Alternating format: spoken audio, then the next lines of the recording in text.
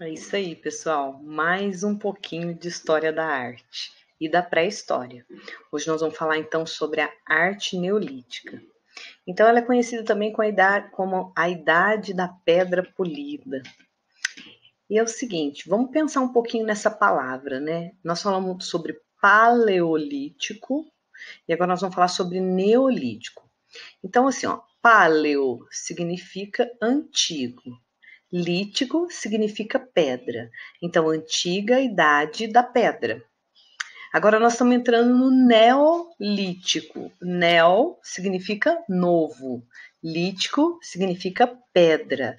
Então, nova idade da pedra. Ah, tá, que legal, mas o que é que tem de interessante aí, né? O que é que nós podemos falar sobre esse período? Esse homem ainda é um homem da pré-história.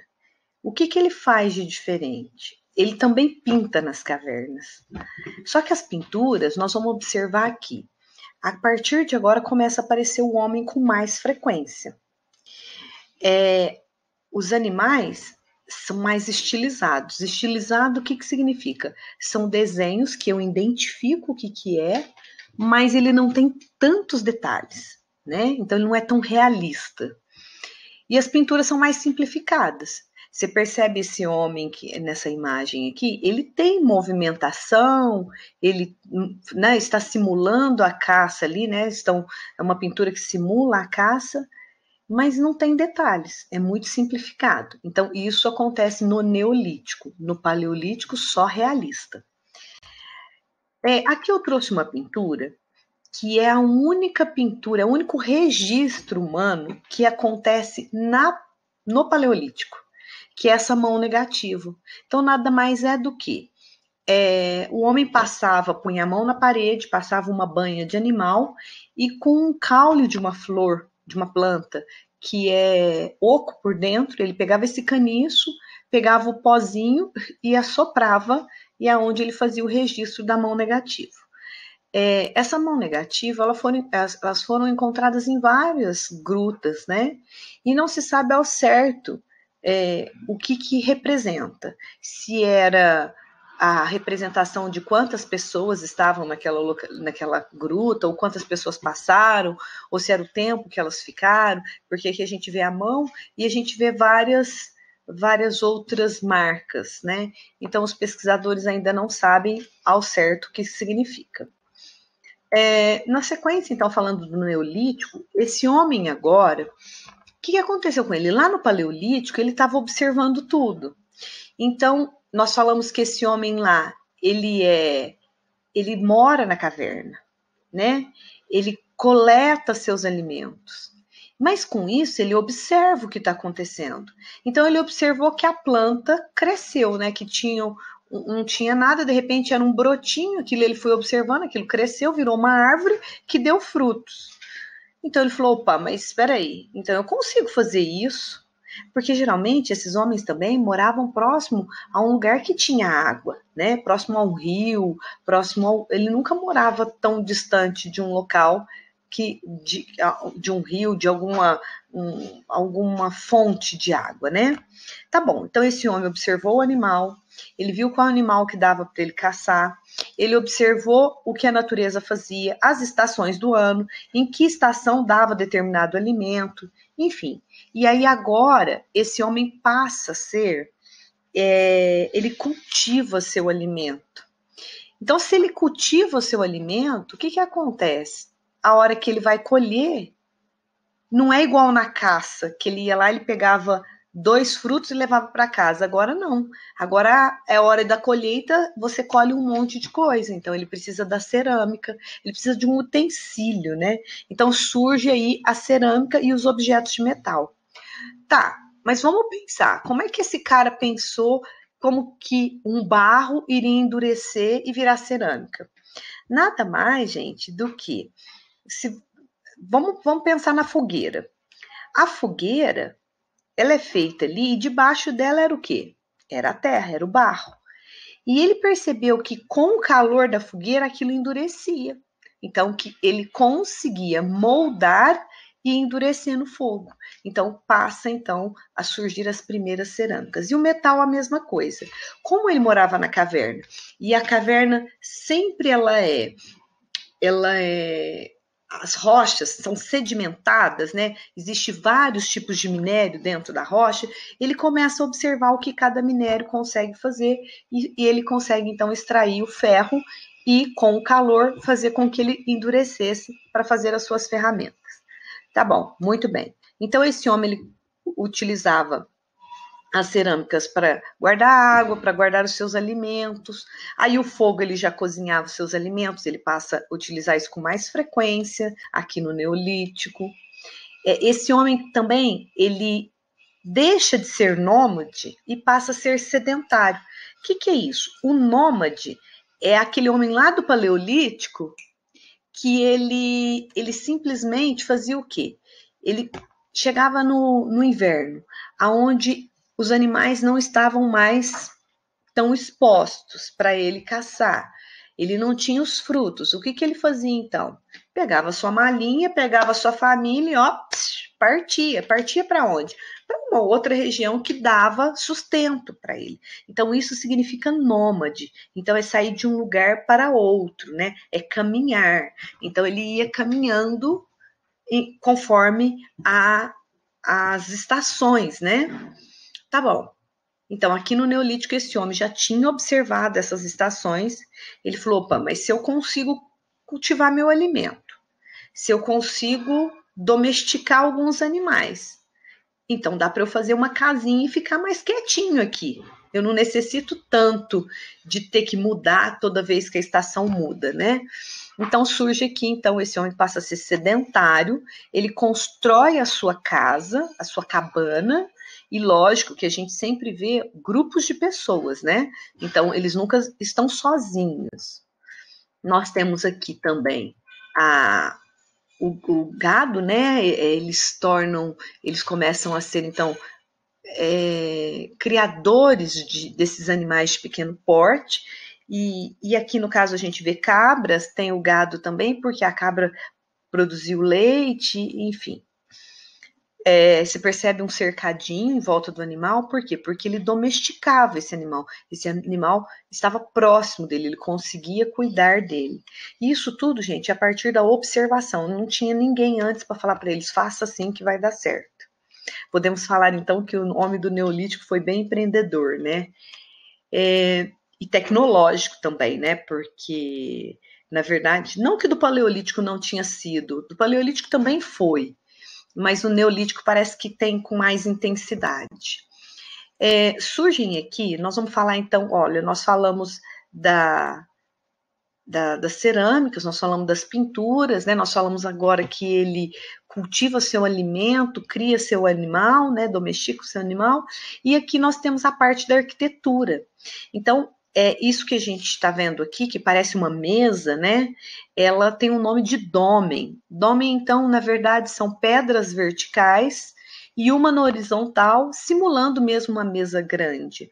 Só que isso aqui era de grande porte, não é uma mesa que se senta para comer.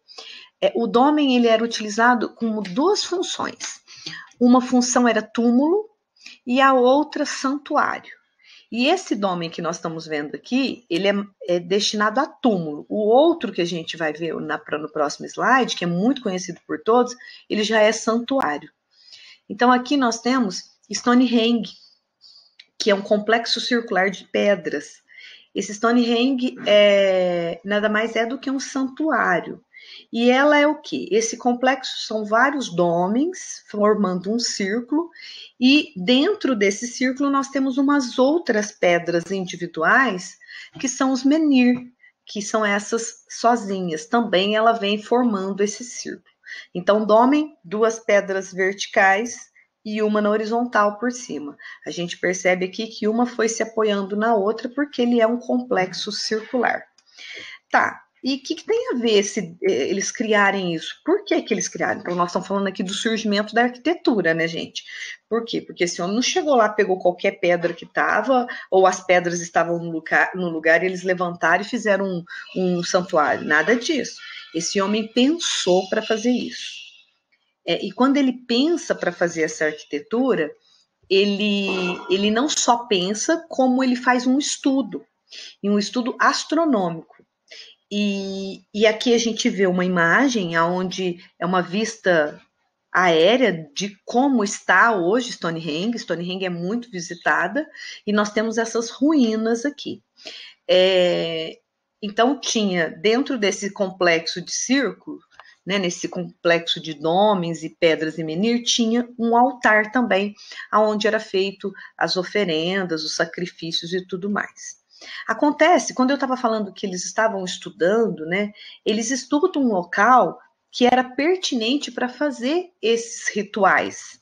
Então, acontece um fenômeno que é os solstícios, que na verdade o que acontece? Quando o sol está se pondo, o raio de sol passa por entre os dômenes e vai iluminar o altar. E é nesse momento aonde é o ápice até hoje as pessoas vão para fazer as suas oferendas nesse local. Esse complexo circular, ele era unido por uma avenida que ia para outro complexo circular e também para o acampamento desse povo que morava ali. Então aqui, ó, vocês vão ver do outro lado, então, aqui então é essa avenida que ligava os dois complexos. Aqui a gente percebe um complexo feito de madeira e aqui pequenos complexos também de madeira que era utilizado como santuário também.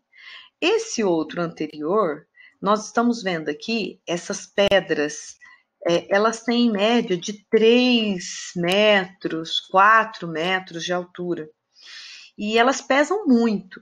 Então, agora mesmo eu vou falar para vocês como foi a construção disso também.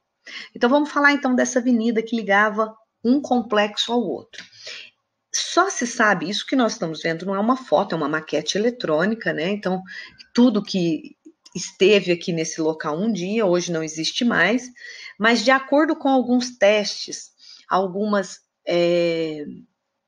buscas, houve determinada época que eles buscavam esconderijos subterrâneos e eles utilizaram satélites da NASA para poder analisar isso. E esses satélites são muito potentes, que eles conseguem enxergar abaixo do solo ali. Então, se teve alguma base, se teve alguma coisa, se tem alguma coisa ainda.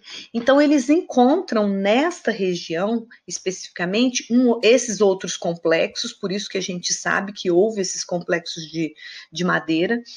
E aqui, ó, essas madeiras que parecem ser pequenas, mas elas eram grandes também. Elas tinham 1 metro de diâmetro, né? Cada tora de madeira.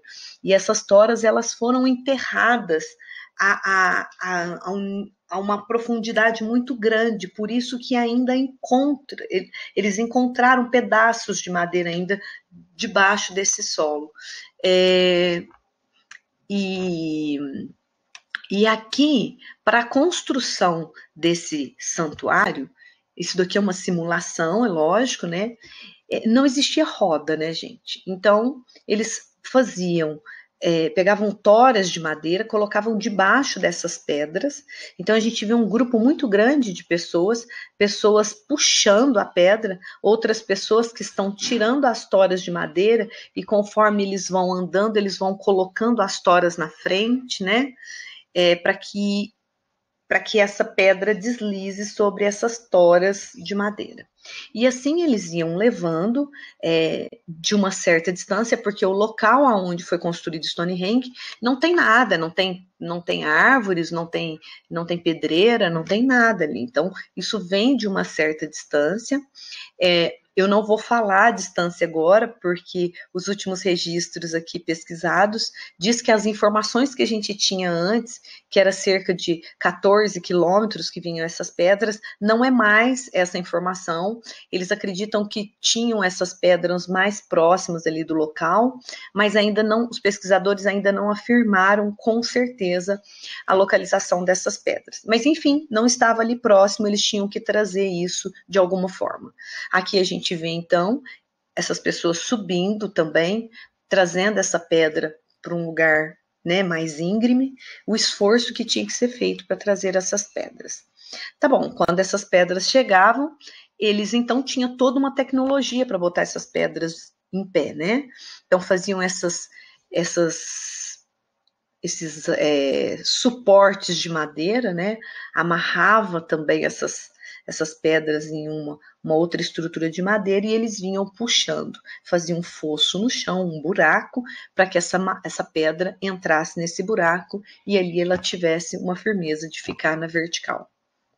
Ah, tudo bem. Então, para fazer ela na vertical era só isso? Era simples assim, coisa básica. Tá, mas e para pôr a outra lá em cima? Como é que era feito?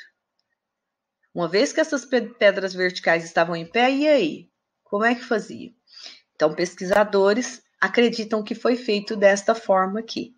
Colocava-se primeiro as duas pedras verticais, depois nas laterais das pedras eles vinham fazendo umas rampas com terra, e ali eles iam subindo com essa pedra até que ela se posicionasse na parte superior das duas pedras verticais.